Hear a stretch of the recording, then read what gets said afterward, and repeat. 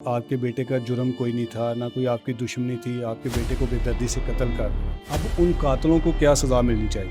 उसे भी ऐसे ही गोली लगनी चाहिए जिस तरह मेरे बेटे को लगी है। उसे भी पता हो क्या तकलीफ होती है और उस माँ को भी पता चले कैसे औलाद का दर्द होता है।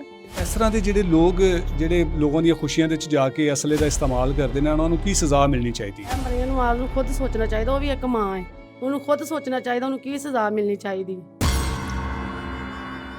अस्सलाम वालेकुम नाज़रीन, मैं हूँ एडी मलिक और मुरीद के में होने वाला अफसोसनाक वाक़या, जिस वाक़े में 15 साल के एक नौजवान तालिब इल्म को बेमौत कत्ल कर दिया गया। उसी नौजवान की वालदा इस वक्त मेरे साथ मौजूद है, जिसे उसका बेटा आखिरी बार बस इतना कह के गया कि मैं 5 मिनट में वापस आ रहा, और वो हमेशा के लिए इस दुनिया से ही चला गया।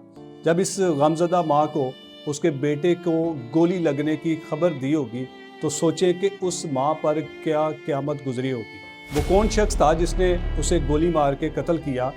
उसके वाक़े के मुतल्लिक़ आपने हमाद के वालिद की भी सारी बात सुनी कि उनके बेटे को कितना बेदर्दी से कत्ल किया, और फिर उसके बाद हस्पताल में जो उसका इलाज ना किया गया, वो सबसे एक लम्हा फ़िक्रिया था। वो लम्हा जब उनका बच्चा तड़प रहा था, लेकिन किसी ने उसकी जान बचाने की कोशिश नहीं की। इस गमज़दा वालदा से बात करते हैं और इनसे जानते हैं कि इनके बेटे का कसूर क्या था और कहाँ पर गया था, किसने शादी में ऐसे बेरहम कातलों को दावत दी थी जो लोगों के घर को या फिर जो किसी के लगते जिगर को बेदर्दी से कत्ल करके। बाजी, बड़ा अफसोस हुआ कि आपके बेटे को बड़ा बेदर्दी से कत्ल कर दिया, तो क्या कहना चाहेंगी? आपका बेटा तो अब वापस नहीं आ सकता।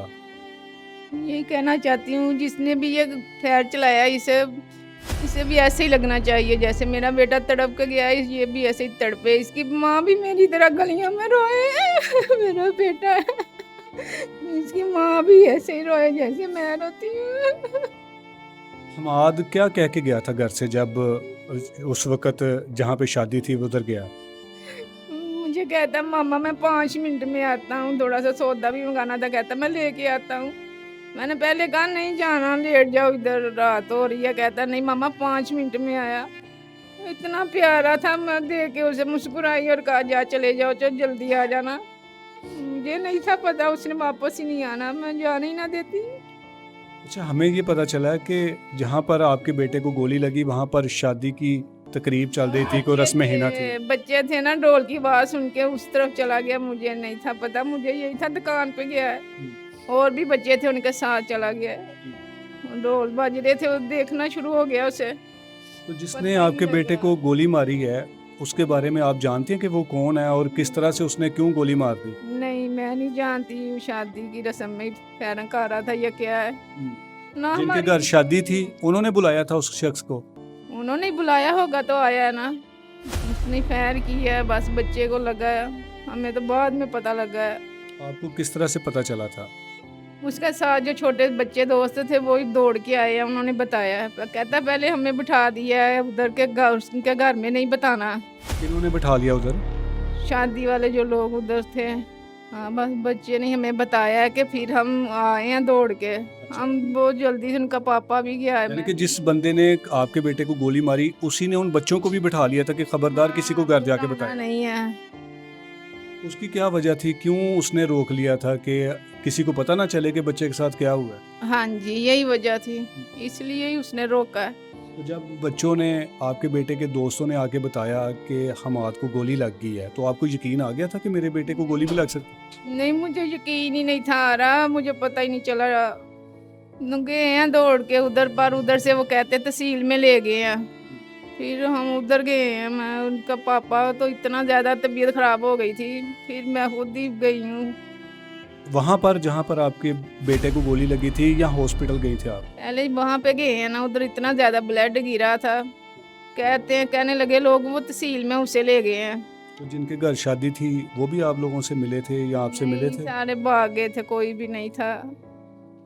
आप अपने बच्चे को खुद लेके गए थे हॉस्पिटल? नहीं, उधर से शादी वाले घर में उनके मेहमान थे, वही लेके गए हैं। तो हॉस्पिटल में जब आप पहुंची तो आपका बेटा जिंदा था उस वक्त? नहीं, उन बेहोश था, मुझे नहीं पता वो बेहोश था। मैंने देखा, मेरी चीखें निकल गई देख के। बस खड़े थे, कोई इलाज नहीं था हो रहा। उसके आसपास थोड़े से लोग खड़े थे, उन्होंने मुझे बाहर निकाल दिया। बाहर आके कहते हैं इन्हें ना हॉस्पिटल में लेके बीबी जाना है, मैं हॉस्पिटल में ले जाएं, आपके साथ अभी कोई आया नहीं। मैंने कहा सबको फ़ोन किया, आ जाते हैं। तो फिर उन्होंने बिठाया है। बस आपको बिठाते रहे, झूठी तसल्लियाँ देते रहे हॉस्पिटल वाले। हाँ, पर इलाज नहीं था उसका कोई कार्य। ब्लड भी रोक सकते थे उसका, नहीं रोका। उतना ज़्यादा उधर ही दर्द हो गया था। आप क्या कहना चाहेंगी कि आपके बेटे का जुर्म कोई नहीं था, ना कोई आपकी दुश्मनी थी, आपके बेटे को बेदर्दी से कत्ल कर, अब उन कातलों को क्या सज़ा मिलनी चाहिए? उसे भी ऐसे ही गोली लगनी चाहिए जिस तरह मेरे बेटे को लगी है। उसे भी पता हो क्या तकलीफ होती है, और उस माँ को भी पता चले कैसे औलाद का दर्द होता है। आपके बच्चे कितने हैं? मेरे 3 बेटे हैं, ये दूसरे नंबर वाला है। पढ़ता था आपका बेटा? जी 7 में पढ़ता था, पेपर दिए हैं, हफ्ते को भी रिजल्ट आना है। देखो भी उसका रिजल्ट आना है, लेकिन जब उसका आप रिजल्ट देखेंगी तो कैसे खुद को सब्र देंगी कि जिसका रिजल्ट इतना अच्छा आया है वो अब इस दुनिया में नहीं है? क्या पता कैसे सब्र होगा, मैंने कौन सा आगे। नाज़रीन, ये गमज़दा वालदा जिसके बेटे ने 7वीं क्लास के पेपर दिए हुए हैं और अगले हफ्ते में उसका रिज़ल्ट आने वाला, लेकिन इनको ये किस तरह से ख़ुद को तसल्ली देंगे, ये किस तरह से अपने आप को सब्र देंगे। लेकिन जो लोग अपनी शादी की खुशियों में ऐसे लोगों को बुलाते हैं जिनको ये मालूम नहीं होता कि किसी के लखते जिगर की हमारे हाथों जान चली जाएगी, या फिर जिस घर में खुशियां हैं उस घर में किस तरह से मातम बिछ जाएगा, लेकिन ये उन लोगों को सोचना चाहिए जिन लोगों के घर में खुशियां होती हैं। आज वो खुशियों वाला घर भी मातम कदा है, और ये वालिदा जिसके बेटे का कोई कसूर नहीं था, जो अपने मोहल्ले के दोस्तों के साथ वहाँ पर डोल की थाप या फिर डोल की आवाज़ें सुनते हुए वहाँ चला जाता है और फिर हमेशा के लिए वो इस दुनिया से चला जाता है। माँ जी, ਤੁਸੀਂ ਕੀ ਕਹੋਗੇ, ਐਡਾ ਵੱਡਾ ਹਾਦਸਾ ਹੋ ਗਿਆ, ਤੁਹਾਡੇ ਬੱਚੇ ਨੂੰ ਜਿਹੜਾ ਹੈਗਾ ਨਾ ਬੇਦਰਦੀ ਦੇ ਨਾਲ ਕਤਲ ਕਰ ਦਿੱਤਾ, ਇਹਨਾਂ ਨੂੰ ਕੀ ਸਜ਼ਾ ਮਿਲਣੀ ਚਾਹੀਦੀ? ਇਹਨਾਂ ਨੂੰ ਵੀ ਇੰਝ ਦੀ ਸਜ਼ਾ ਮਿਲਣੀ ਚਾਹੀਦੀ ਹੈ। ਜਿਸ ਤਰ੍ਹਾਂ ਸਾਡੇ ਬੱਚੇ ਨੂੰ ਮਾਰ ਦਿੱਤਾ ਗਿਆ ਹੈ ਨਾ, ਅਸੀਂ ਆਨੇ ਉਸ ਬੰਦੇ ਨੂੰ ਵੀ ਇਸ ਤਰ੍ਹਾਂ ਹੀ ਗੋਲੀਆਂ ਮਾਰ ਕੇ ਮਾਰਿਆ ਜਾਏ। ਸਾਡਾ ਬੱਚਾ ਐਡਾ ਚੰਗਾ ਸੀ, ਮਾਰ ਕੇ ਦੁਨੀਆ ਤੋਂ ਭੇਜ ਦਿੱਤਾ। ਅਸੀਂ ਚਾਹੁੰਦੇ ਉਹਨੂੰ ਵੀ ਇੰਝ ਗੋਲੀਆਂ ਵੱਜੇ। ਸੀਸੀਟੀਵੀ ਪੁਲਿਸ ਵਾਲੇ ਆਏ ਸੀ ਤੁਹਾਡੇ ਕੋਲ ਕਿ ਅਸੀਂ ਤੁਹਾਡੇ ਬੱਚੇ ਦੇ ਕਾਤਲਾਂ ਨੂੰ ਫੜ ਲਵਾਂਗੇ, ਇਹਨਾਂ ਨੂੰ ਸਖਤ ਸਜ਼ਾ ਦੇਵਾਂਗੇ? ਸਾਡੇ ਕੋਲ ਤੇ ਨਹੀਂ ਪੁਲਿਸ ਵਾਲੇ ਆਏ ਹੈ। ਕੋਈ ਪੁਲਿਸ ਅਹਿਲਕਾਰ ਨਹੀਂ ਅਜੇ ਤੱਕ ਆਇਆ? ਘਰ ਨਹੀਂ ਆਏ ਪੁਲਿਸ ਵਾਲੇ, ਕੋਈ ਨਹੀਂ ਆਏ। ਤੇ ਪੁਲਿਸ ਨੇ ਇਹਨਾਂ ਕਾਤਲਾਂ ਨੂੰ ਫੜ ਲਿੱਤਾ ਹੈ? ਹਾਂ, ਸੁਣਿਆ ਫੜ ਲਿਆ ਉਹਨੂੰ, ਇਹ ਪਤਾ ਚੱਲਿਆ ਫੜਿਆ ਗਿਆ।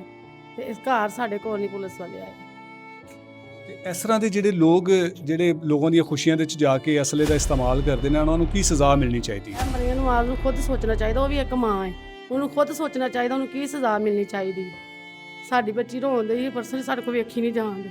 ਸਾਡਾ ਭਾਈ ਹੈ, ਸਾਡਾ ਰੋਂਦਾ, ਸਾਡੇ ਕੋਲ ਵੇਖਿਆ ਨਹੀਂ ਜਾਂਦਾ ਹੈ। ਤੇ ਅਸੀਂ ਤੇ ਇਹੀ ਚਾਹੁੰਦੇ ਹਾਂ ਜਿਸ ਤਰ੍ਹਾਂ ਸਾਡਾ ਬੱਚਾ ਮਾਰਿਆ, ਸਾਡੇ ਬੱਚੇ ਰੋਂਦੇ ਨੇ, ਇਸ ਤਰ੍ਹਾਂ ਹੀ ਉਹਨਾਂ ਦੇ ਵੀ ਰੋ। ਇਹ ਮਰੀਮ ਨਵਾਜ਼ ਨੂੰ ਖੁਦ सोचना चाहिए, वो भी एक माँ है। जी बिल्कुल जी, मरियम साहिबा, आपके बड़े बड़े दावे हैं, लेकिन अमली तौर पर हमने अभी तक कोई ऐसा काम नहीं देखा। इस इलाके में इस वाक़े के मुतल्लिक आपको लोगों ने बताया कि इस इलाके में किस तरह से सरेआम मंशियात फरोशी का काम किया जाता है, किस तरह से नाजायज़ असले का जो है वो इस्तेमाल किया जाता है। तो ये मुरीदके की पुलिस पर या फिर उनकी कारकर्दगी पर एक बड़ा सवाल है कि आखिरकार उनके इलाके में इस तरह के वाक़यात होना और इन वाक़यात को रोकने के लिए पुलिस क्या काम कर रही है। इनका सिर्फ इतना सा मुतालबा है कि हमारे बेगुनाह बेटे के कत्ल का हमें इंसाफ दिया जाए, और जिन्होंने बेदर्दी से हमारे बच्चे को कत्ल किया है उसे भी उसी तरह निशाने इबरत बनाया जाए। इजाज़त चाहूँगा, अल्लाह निगहबान।